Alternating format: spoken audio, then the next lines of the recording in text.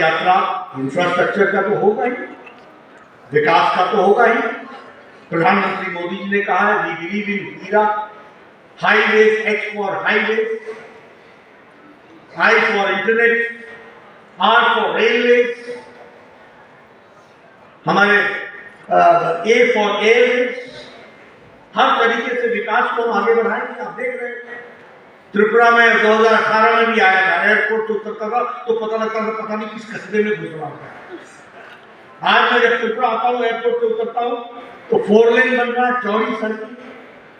आपने त्रिपुरा के रेलतला की मार्केट के रोड्स देखे हो, इंफ्रास्ट्रक्चर में किस तरीके से खर्च हो रहा है, दूर डिस्टेंट गांव को लोगों को कैसे जोड़ा जा रहा है।